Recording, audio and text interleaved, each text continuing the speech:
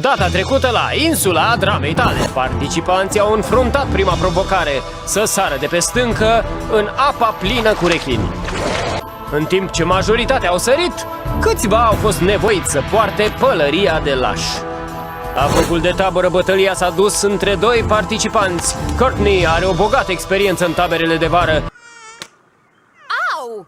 Și Ezekiel a reușit să supere fiecare fată din competiție prin câteva comentarii despre femei. În final, primul participant votat să plece de pe insula Dramei Tale a fost Ezekiel. Cine va fi votat în această săptămână la cel mai dramatic foc de tabără? Veți afla diseară la insula Dramei Tale!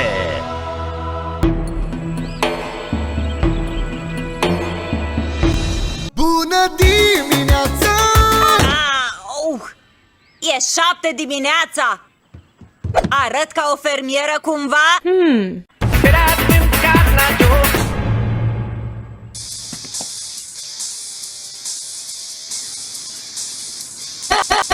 Neața! Sper că ați dormit bine. Bună, Chris!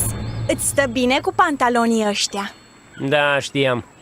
Bine, sper că sunteți pregătiți pentru următoarea provocare, care începe peste un minut.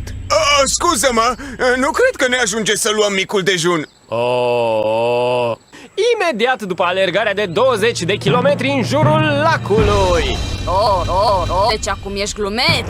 Știi ce-ar fi amuzant? Eva, încearcă să te controlezi. Mai aveți 30 de secunde. Deci, tipa asta, Eva, trebuie să se controleze. Nu e aici decât de o zi și deja și-a valiza și o încuietoare de la baie. Gata, alergători? Pe locuri? Fiți gata? Mai! Te-ai speriat? Te bucur, nu-i așa? Eu nu. Ce căcat? Nu pot respira.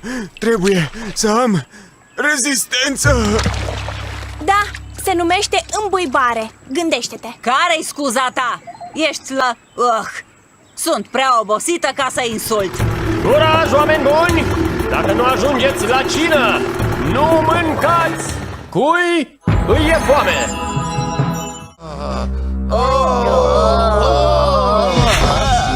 În regulă, prieteni, e timpul pentru partea a doua a competiției. Credeam că masa a fost partea a doua. Nu ajunge prin câte am trecut. Stai să mă gândesc. E 7 dimineața! 20 de kilometri în jurul lacului. Nu pot respira. Cui îi e foame? Nu. Și acum e vremea deșteptătorului. Echipa cu cel mai rezistent participant va fi... Deci, cât crezi că mai durează până când vor fi toți la pământ? Cam o oră, presupun. Ce căcat? First blood. Ar putea fi mai rău Da? Cum? să stau pe tine. Strategia mea este asta. Să mă aliez cu încă doi și să mergem până la sfârșit. Întrebarea este: pe cine găsesc să fie atât de disperat sau fraier să facă orice spun eu? Ce faci? Nu vezi? Încerc să fac să-mi curgă în cap. Cred că merge. Pot încerca și eu? Desigur. Perfect. Lindsay, Beth, putem vorbi puțin. Veți face tot ce vă spun eu. Desigur. Apropo de alianțe, știi pe cine găsesc eu foarte drăguț? Oh, nu! Nu te poți vedea cu el. Desigur.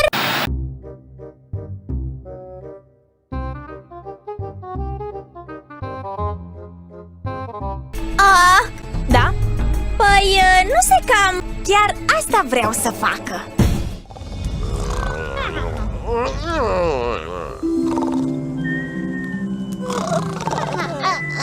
Aragați cu butelie!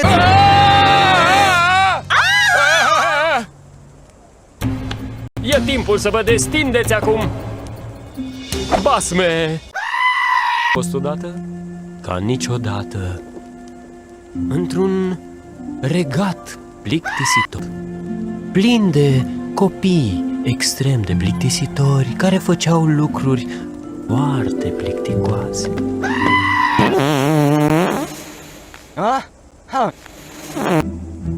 Să discutăm strategia noastră.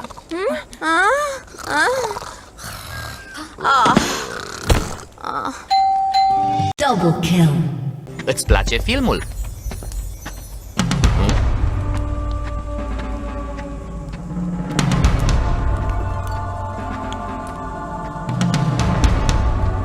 Am menționat cumva că urăsc mâncarea de păstăi și siropul de arțar? În legătură cu păstăile, mă fac să umblu în somn.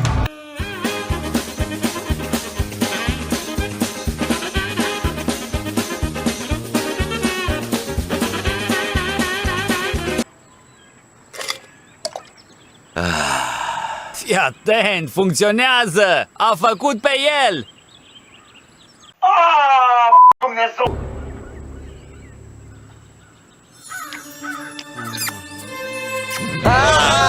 Good morning. Why are you gay? Castorul, simbol național și o pălărie drăguță.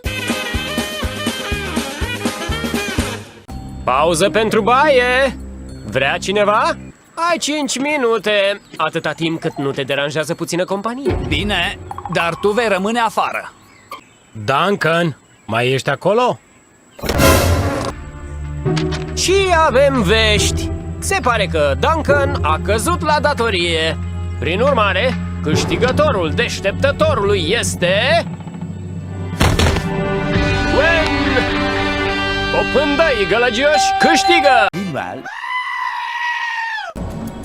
Unde e împetreiul meu? Unul din voi mi l-a Am nevoie de muzică! Nimeni nu pleacă nicăieri până nu-mi primesc înapoi împetreiul! Hei, prieteni! Wow! Locul ăsta arată groaznic! Cineva a furat împetreiul Evei. Nu la ăsta vă referiți, nu-i așa? L-am găsit lângă focul de tabără. Probabil a scăpat. Oh, mulțumesc, mulțumesc, mulțumesc, mulțumesc! Pentru puțin.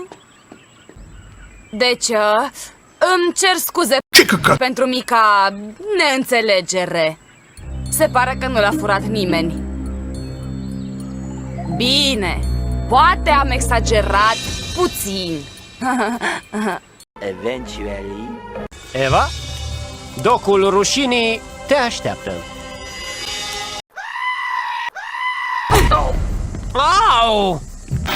Pa, Eva! Cala cratiță!